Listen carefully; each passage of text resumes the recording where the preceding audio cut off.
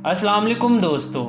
दुनिया पर 33 साला हुकूमत के बाद 410 हिजरी में सुल्तान महमूद गजनवी की वफ़ात हुई। जब 1974 में शहर गजनवी में ज़लज़ला आया, जिसकी वजह से सुल्तान महमूद गजनवी की कब्र फट गई और मज़ार भी धर्म भरम हो गया, तो इस वक्त के अफ़गानी बादशाह ज़ाहिर शाह मरहूम ने दोबारा मज़ार को तमीर करवाया और कब्र की मुरम्मत करवाने का हुक्म दिया।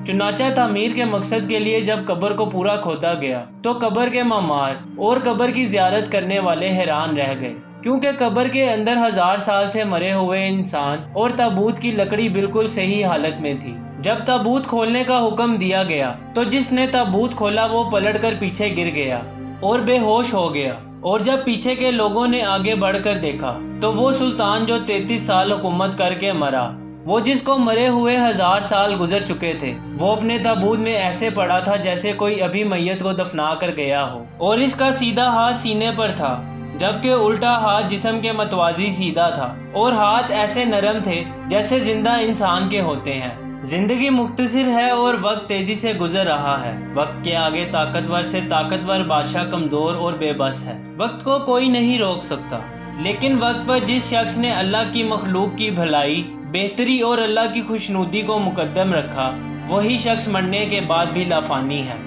सुल्तान महमूद सही मायनों में दीन इस्लाम का मुहिब और मुहाफिज, बुलंद किरदार और बुलंद हौसला शख्स था, जो नबी अकरम सल्लल्लाहु अलैहि वसल्लम से दिलो जान से मोहब्बत करता था। एक दफ़ा सुल्तान ने अपने गुलाम अयाज के बेटे को कहा, ओ अयाज के बेटे, मुझे वजू वाला लोटा पकड़ा कहकर बुलाया। तो अयाज, जो सुल्तान से सच्चे मुरीद की तरह मोहब्बत करता था, कहने लगा कि ए हुजूर, क्या मुझसे कोई गलती हुई है जो आपने मेरे बेटे को मेरे नाम से पुकारा? तो सुल्तान ने कहा, ऐसा नहीं है, क्योंकि तुम्हारे बेटे के नाम में मोहम्मद आता है और मैं इस वक्त वजू में नहीं था, इसलिए तुम्हारे बेटे को नाम से नहीं पुकारा।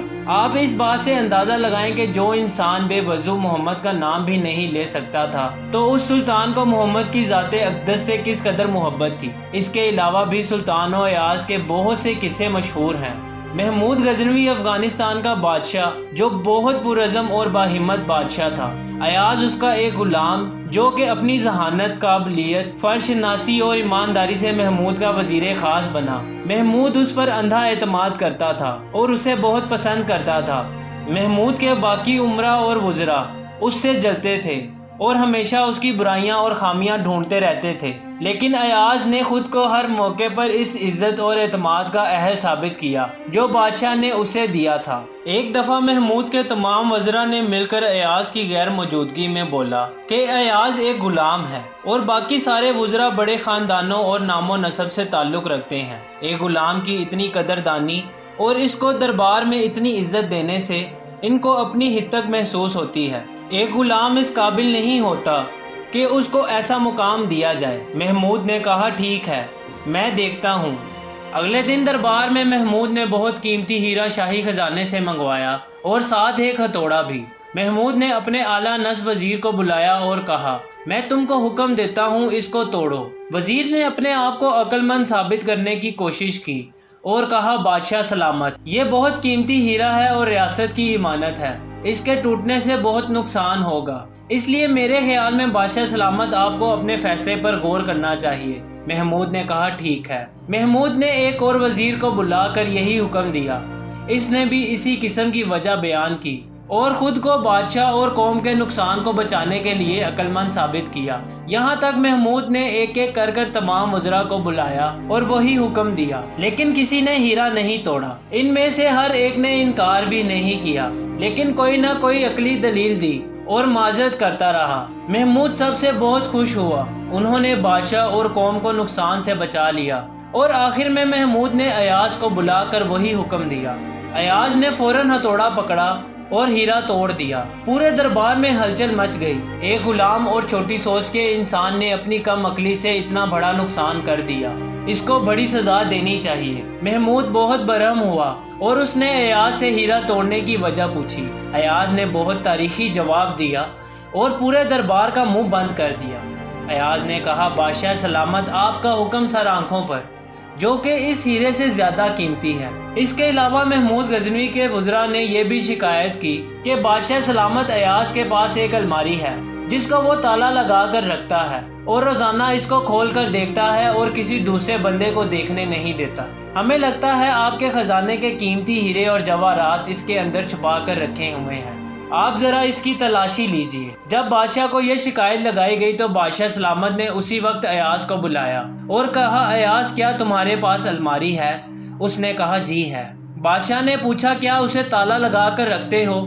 اس نے جواب دیا جی ہاں میں اسے تالا لگا کر رکھتا ہوں۔ پوچھا کسی اور کو اسے دیکھنے نہیں دیتے؟ اس نے عرض کی جی نہیں میں کسی کو اسے دیکھنے نہیں دیتا۔ پھر پوچھا کیا تم اسے روزانہ دیکھتے ہو؟ عرض کیا جی ہاں۔ پھر بادشاہ نے فرمایا اس کی چابی دو۔ ایاز نے چابی دے دی۔ بادشاہ نے کسی بندے کو بھیجا اور کہا کہ جاؤ الماری میں جو کچھ موجود ہے وہ یہاں لا کر سب کے سامنے پیش کرو۔ حاسدین بڑے خوش ہوئے کہ دیکھو اب اس کی حقیقت کھل جائے گی۔ جب اس کی چوری کا سامان آئے گا تو بادشاہ اس کو یہاں سے دھکے دے کر نکال دے گا۔ لیکن اللہ کی شان، جب وہ بندہ واپس آیا تو اس نے بادشاہ کے سامنے 3 چیزیں رکھیں، ایک پرانا جوتا، ایک پرانا تہبند، ایک پرانا کرتا۔ بادشاہ نے پوچھا اس میں اور کچھ نہیں تھا؟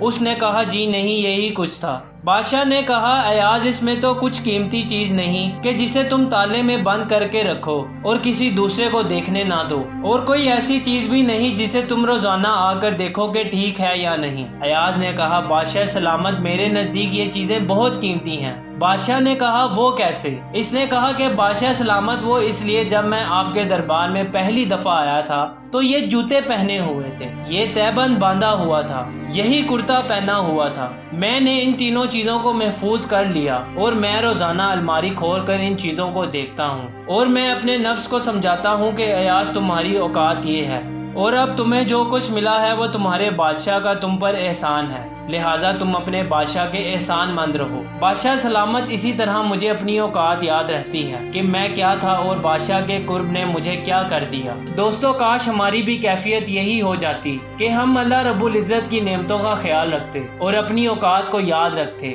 اس کے علاوہ ایک دفعہ سلطان نے ایاز کو ایک انگوٹھی دی اور کہا کہ اس پر ایک ایسا جملہ لکھو جس کو اگر میں خوشی میں دیکھوں تو غمگین ہو جاؤں اور اگر غم میں دیکھوں تو خوش ہو جاؤں۔ تو غلام ایاز نے لکھا کہ یہ وقت بھی گزر جائے گا۔ اس کے علاوہ یہ بھی کہا جاتا ہے کہ محمود غزنوی نے سومناتھ کے مندر کو بھی توڑا۔ اس پر ہندوؤں کا یقین تھا کہ یہاں دیوتاؤں کی رہائش ہے اور کوئی انسان اس کو تسخیر نہیں کر سکتا، اس لیے محمود غزنوی کو بت شکن بھی کہتے ہیں۔ اللہ سلطان پر اپنی رحمتیں نازل فرمائے اور ان کے درجات کو بلند کرے۔ آخر میں ہماری ویڈیو کو لائک کریں، شیئر کریں اور کمنٹ سیکشن میں اپنی رائے دینا مت بھولیے گا، اور جن دوستوں نے ابھی تک ہمارے چینل کو سبسکرائب نہیں کیا وہ اسے سبسکرائب کریں تاکہ ہماری ہر آنے والی ویڈیو آپ تک بآسانی پہنچ سکے۔ بہت شکریہ۔